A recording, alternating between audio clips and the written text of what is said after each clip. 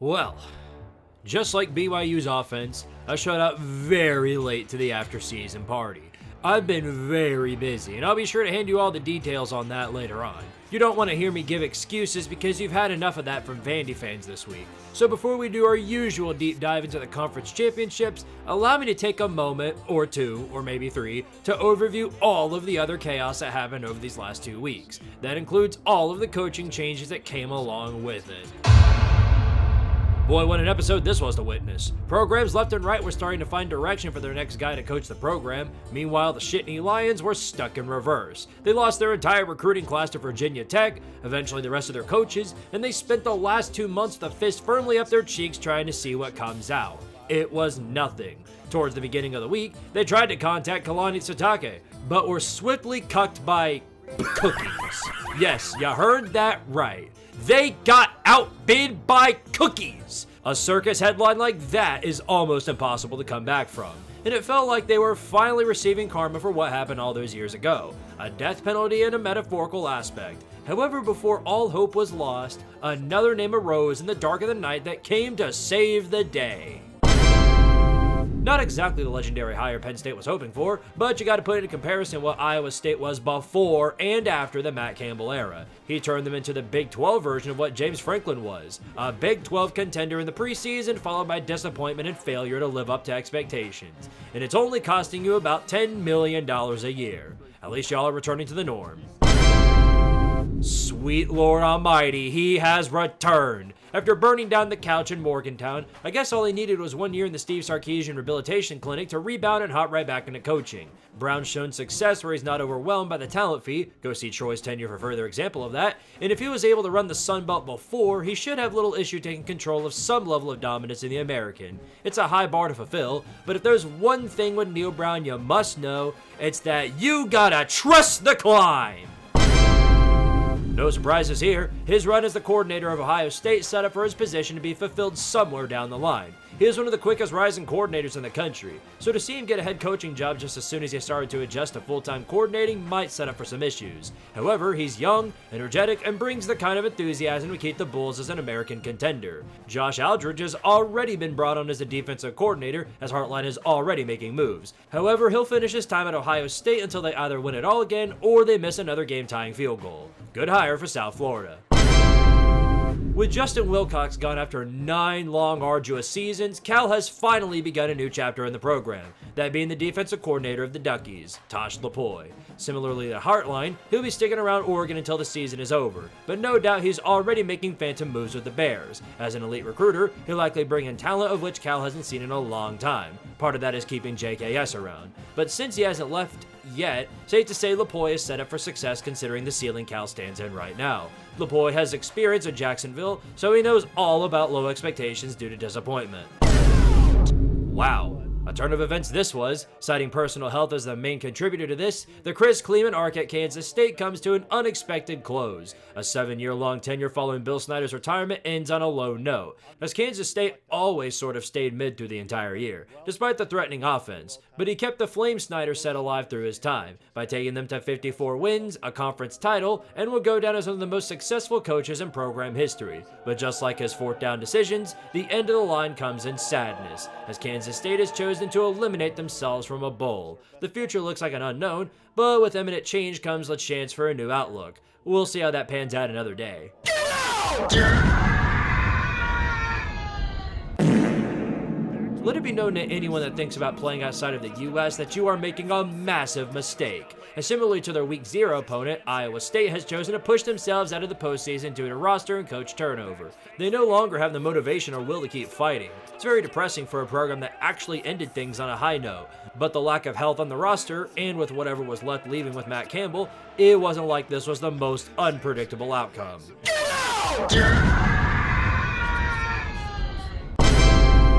Back to the Wildcats, they didn't take long in finding their replacement for Klein, that being all too legendary Wildcat Collin Klein. In college, he was a 2012 Heisman Trophy finalist. He led the Wildcats to the Big 12 championship and a Fiesta Bowl berth. If anyone knows how to offense, it's him. His coaching job with Texas A&M this season has proven just that. Now returning to his alma mater, he has the chance to pave the path Snyder began and Klein continued, and keep Kansas State as a Big 12 contender. Hopefully his tenure here doesn't end with another mutilation from Oregon. Okay, we're doing this again. It didn't take long. All right. Doing it, beer! The Memphis win was more than enough to solidify this move. The team that day had more of a pulse than any day under Trent Dilfer. Spending years and years washing Nick Saban's car, he learned how to formulate a strong-willed offense every game, and UAB finally took advantage of that by bringing him on board. With him now being the head man, he'll be able to paint the program in his image, or be the man to put them back into program death. Time shall tell. Just as Penn State has done to them, Iowa State had to play just as dirty to get their next man. Jimmy Rogers was just getting started with Wazoo, but with this job opening up, he said all hell to that contract and went straight to Jack Trice. His past success with the FCS will continue to inspire fans in the administration to keep him around until said success reflects in the FBS. That is yet to happen, but who knows? Texas Tech found a defense, so miracles do indeed happen. Just like old Jimmy, Huff has been getting tossed around like a game of coaching hot potato. Once Ryan Silverfield left for the Piggies, they took little time in finding his replacement. Huff comes to Memphis after a successful one season as the head coach of Southern Miss, where he led the Golden Eagles to a 7-5 record, an incredible accomplishment considering where Southern Miss stands as a program. The American is getting all the more closer to a power conference status more than the ACC, so competition will be high. Best of luck keeping along. UConn definitely got the short end of the stick when it came to the coaching circus. Jim Mora left for a lateral job, so to pick up Campbell from Toledo is a fairly decent replacement. He's arguably the most successful head coach for the Rockets, with the most wins in the program tenure taking place while he was there. His success with them is a clear indicator that his time at UConn should result in similar outcomes. He'll be a future candidate for the Baylor job. Rather than torturing themselves by diving into the coaching circus, they instead chose to seek their new man from within.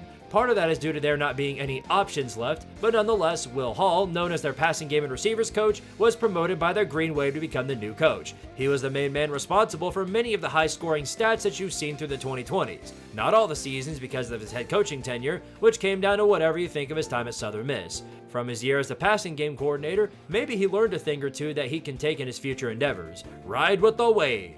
Seems like that's it for the coaching searches. I wish. Oh, dear Lord, do I have to talk about it again? Alright, let's get this over with. During the original reveal of this information, I did an initial reaction that took place before and during the arrest. Once all the grimy, disgusting, horrific details came out, I had to do something I rarely ever do here on YouTube, and pull it back. This wasn't because of the 9-3 season, that much can be said. It's hard to joke about something like this. Originally, it was thought to be about the affair, which on its own is still very fucked. However, once everything else came out about it, yeah, it was really bad. On top of the affair itself and the firing that came with that, Sharon Moore was arrested for alleged assault of said female involved in the affair.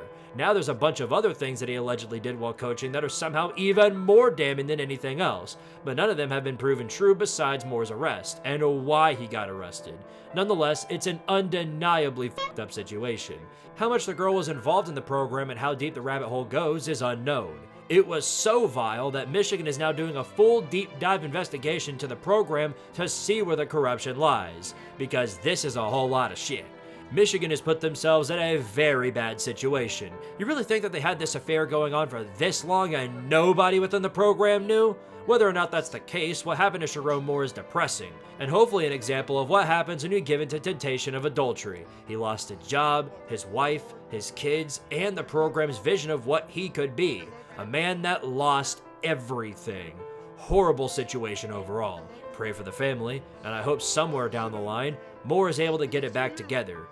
God, I need a drink, man, or something to get my happiness back. That was just horrible. Wait, hold on a sec. What's this? No, it can't be true. No, did he he did it. He did it. He did it. He did it. He did it. It's over. It's finally over. He finally did it. Oh my my goodness, it's finally over. He did it. The madman did it. He's finally gone. The Wicked Witch is dead. He's gone. He's finally gone. Yes. Let's go. Thank you. Thank you. Finally we have a defense again. Yes. Thank you. With the late eliminations being drawn up by programs too sad to play in their bowls, this paved way for some of the teams not good enough to land a 6th win back into the fray. While many rejected the idea of further embarrassment, teams like Appalachian State embraced it. The bounce back in momentum after James Madison threw you into the particle accelerator is something I can respect. Dow Logans can say by technicality that he took Appalachian State to a bowl in his first season there. Similar situation with the food school. Scott Bell's first season was a rough one for sure, so he and his team could certainly use the additional practices and the bowl game that comes along with it. They too spent their final game of the season getting eviscerated defensively by a strong G5 team in North Texas. But they've managed to show some grit through the year, so that was enough to earn the consolation prize of their 15th bowl appearance. So is this the only way you're ever going to go bowling now? I swear every season you get to the postseason is by technicality through education. Hella ironic, but that's beside the point. Jeff Levy showed some promise in his second season, coming just short of the 6th win because of the different leagues principle. They've, at long last, found their offense, but the defense is still missing for entire months on end. However, with some additional practice time, maybe a bowl win will propel them to make a bowl legitimately next year. That's weird though. I thought only Iowa State and Kansas State canceled their bowl appearance. That doesn't add up. Somebody else dadgum quit too. Well, I guess there's only one way to find out how. Let's roll. There we go. Whoa, he has trouble with this one. To win, you gotta not lose. Not off just different leagues. Welcome back to your final weekly edition of the recap of the 2025 season. I can't say it's the end of the chaos because, as we all know, the chaos is year-round and never stops. It's a constant. We must lay into everything that happened on the field. It paves the way for the playoffs and the postseason that comes along with it. So without further ado, let's see who our special winners and losers of this previous week are. We start our trek with the Sun Belt, which, reinforced by the story here, is the James Madison Conference this season until proven otherwise. Troy made this ball game competitive for a half, citing a great passing game under the legend of Goose Crowder. The main problem with the G5 condoms, though, was their lack of run game. And that's an understatement. They literally would have been better off just not running at all. Negative 26 rushing yards, but 2 touchdowns. Questioning the legitimacy there would be questioning the entirety of Troy football. Nonetheless, said running into a brick wall paved the way for the Dukes to quite literally run away with the ball game. Wayne Knight ended the night with a career-high 212 yards, including a 73-yarder that allowed JMU to get the jump over the condoms without a hitch in the second half. Troy became as threatening as the ejection warning for throwing snowballs. Nobody took them seriously, and they wound up taking more snowballs to the face than collecting first downs in the second half. The 4th U.S. president gets the W and wins the Sun Belt, something not even Kurt Signetti could say he did. Now the Dukes will pray for Duke to cause ultimate chaos. Bring a snowball there, you still got time! Tough break for the Owls. Their 0.3% chance of making the college football playoffs got snuffed by the JMU dub. Despite that though, they still have a lot to play for, being in the Conference USA Championship and a rematch with the Gamecocks. But the Cocks found themselves overwhelmed by the wall of death known as the Owl defensive front. They couldn't establish any sort of offense without the ability to dual threat their way down the field. It opened the door for Amari Odom to drive down the field like once every quarter or so to drive away with the ball game. Or so it seemed. Entering the 4th quarter, the Cocks suddenly got their swagger back and effortlessly drove down the field twice in order to get the jump on Kennesaw State and take a 3-point lead. Now down the slugfest, Odom would have to pull out every trap card in order to pull this one out. A tough task when drove into a 3rd and 27, but in the Tim Banks trademark, Jacksonville State allowed a 26-yard gain that turned into a 4th down conversion. A tougher task when drove into a 4th and 14. No way they'll allow this one too, right? Big drop back. There he goes to his left, and he's got a lot of room. Can he get to the pile? No, How in the hell? That's a first down. Hell on earth. The conversion on top of the ref ball set up Kennesaw State with less than a minute left to do the funny. Throws, caught, touchdown. In true Cinderella fashion, the Owls pulled out the Conference USA trophy off of a clutch ball touchdown to Devella Dean. This part of the cherry on top of the sundae that has been their 2nd season in the FBS. They additionally became the most improved team in the FBS, going from 2 wins to 10 in 1 year. If Jerry Mack proves that this is more than a flash in the pan, I expect for him to be on the chart for coaches upgrading to the Power 4 in a very short time. Georgia is in very close proximity to South Carolina after all. The final parting gift for both John Sumrall and Eric Morris as they head off to their new rebuilds. It's in the form of the matchup between the two best teams in the fourth best conference to take a sure playoff spot. It's a winner-takes-all American championship. Unfortunately for the Mean Green, they would be much more nice today than mean, as only ones that would be taking on this day would be the Tulane defense. While North Texas had a strong opener, they never got back the same drive until it was too late. Tulane's defense overwhelmed the usually powerful Mean Green offense, not allowing them to do much of anything other than smack themselves in the face repeatedly. Over on the offensive side, Jake Retzloff made multiple key plays through the air and on the ground, making North Texas play the long game, and for the added bonus, they scored multiple times to take a 24-7 halftime lead. Even the special teams took advantage of the lights being too green for the Mean Green to handle. A muff punt, plus the multiple turnovers, sacks, and all other football aneurysms paved the way for the Green Wave to submerge the stadium in their aura. They're the first team that managed to shut down the North Texas offense to a point that they scored less than 30 points. Not even South Florida could pull that one off. The victory by Tulane allows Sumrall to finish his time at Tulane with a playoff bid. North Texas still had their best season in program history, but they will always be thinking about what if. Perfect fit for the SEC.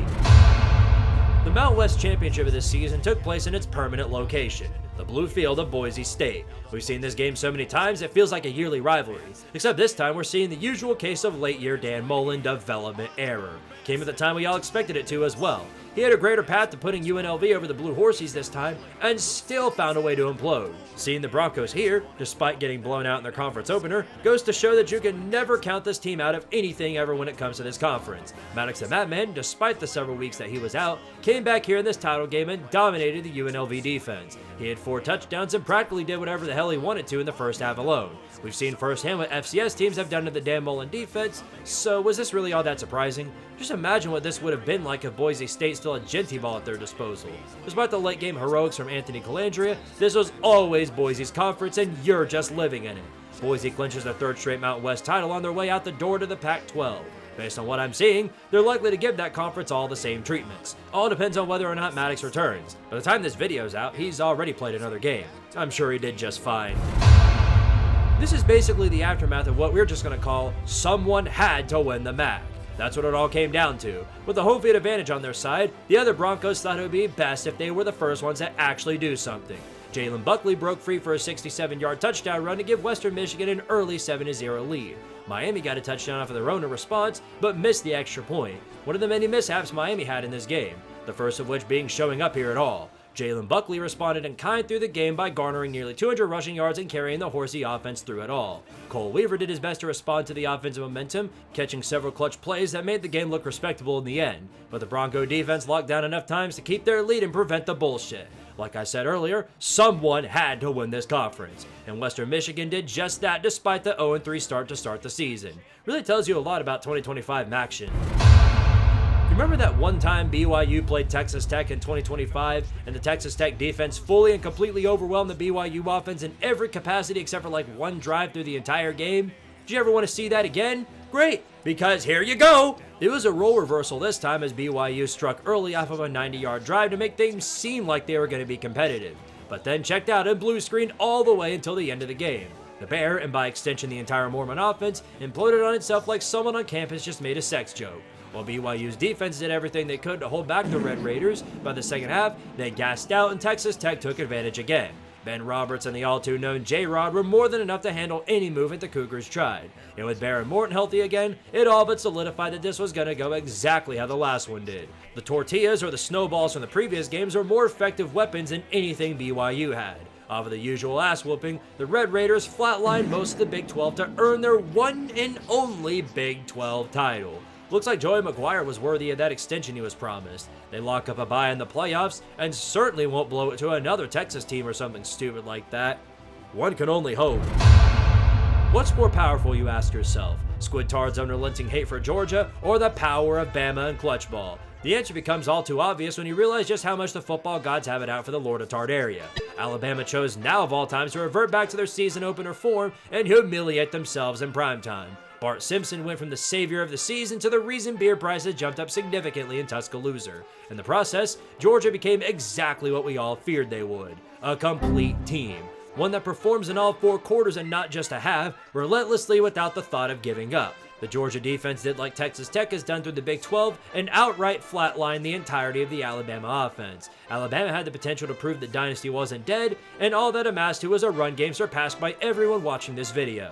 Meanwhile, Gunnar Stockton finished with a great passing percentage, free of mistakes and the addition of 3 touchdown passes. The Dogs becoming a menace on both sides of the football sets up for a disastrous outcome. It's when they do this during the end of the season where Kirby Mouse becomes his most dangerous self, one that doesn't get in his own way. The Dogs run back the SEC, and right on cue, they're telling everyone how they doubted them and predicted Georgia to go 8-4 with a talentless roster. Yeah, talentless roster. Conveniently forgetting how most analytics chose them to win the national title, the rabid Georgia fans will surely be around to tell you about how they doubted them all season. I'd say I'd root for the Meteor, but Glenn Schumann would probably deflect that too. Who would have thought that once again, the true arbiters of bullshit would be whatever happens in Tank Conference? Because why in the holy mother of ass is Duke even here? Had literally anyone in the ACC lived up to expectations, we could have gotten a normal result here. Ignoring the marginal chance of the entire conference being left out, we have to overview one of these sorry saps that's taking home the conference crown. What we got was a quarterback battle of the ages. Darian Mensah and Chandler Morris consistently traded blows back and forth through the entire game. For each strike Duke would pull out, Virginia would respond in kind. It resulted in a rare occurrence here in Tank Conference. 2 teams that actually wanted to win the game. Mensah himself had a near-perfect day, with only a few incompletions and an otherwise fantastic performance. Nate Shepard led with almost 100 yards rushing, and the defense was doing their part to keeping the other side in check for most of the game. The possibility of Duke doing the unthinkable became more and more likely with each possession. Virginia was going to need a miracle drive in order to prevent the chaos from reaching pandemonium levels. Eli Wood remained the only hope. 25 seconds to go to the end zone. It is caught by Wood for a touchdown. Thus, there was only one way this ballgame could go. No miracle field goal at the end to save someone's skin this time. After a Blue Devil overtime to take the lead again, Chandler Morris would need to once again clutch up for the Cavs. But remember all of those close games that you won? The Florida State overtime game, the North Carolina overtime game, the Louisville overtime game? What's about to happen to you is a manifestation of your past sins coming to the forefront. In the ACC, I think you know all too well that there is no escape from pain. Another 4th down conversion there. 4th. They go to a trick play. Taylor threw it back to Morris. It is intercepted. Intercepted by Luke McGowan. And Duke has won the ACC.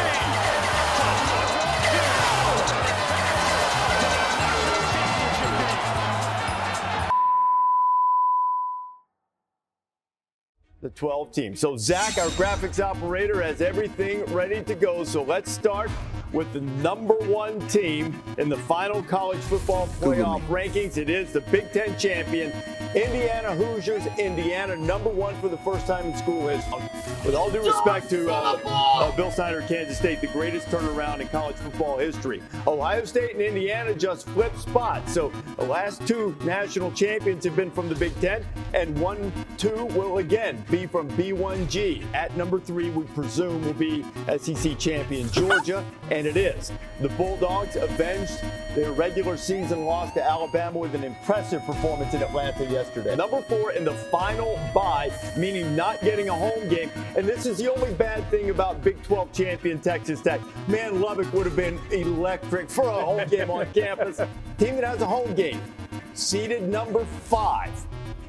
The Oregon Ducks. So 3 of the top 5 teams in the country are from the Big Ten because it plays a huge role in who your first round opponent is. And it is Ole Miss. Pete Golding's team now seeded 6. They'll play at home, seeded 7. Gig 'em. Mike Elko's team lost its regular season finale at Texas, kept them out of the SEC championship game.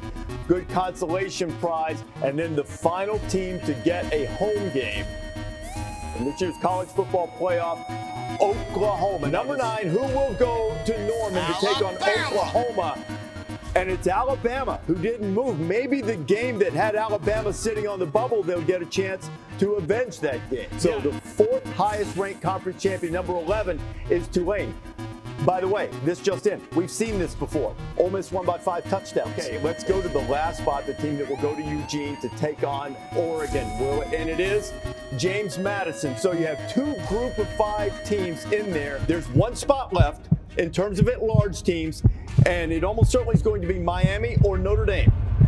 So, number 10, and it is Miami. Without playing on the final Saturday. Should be Notre Dame. Notre Dame. I mean, I don't think that's a huge surprise. No! Are you shitting me? Are you fucking kidding me? You mentioned earlier that they had to compare these 2 teams. Well, why not? Fuck!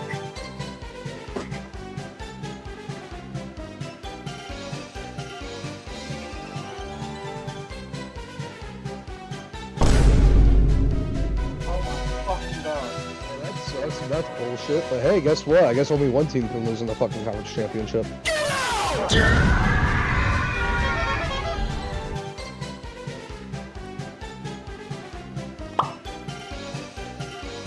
Fuck this. Fuck the committee. Fuck it. Fuck it all. Fuck everything. Fuck everything. Fuck the ACC. Get out of the ACC deal immediately. This is bullshit. Shut your fucking mouth!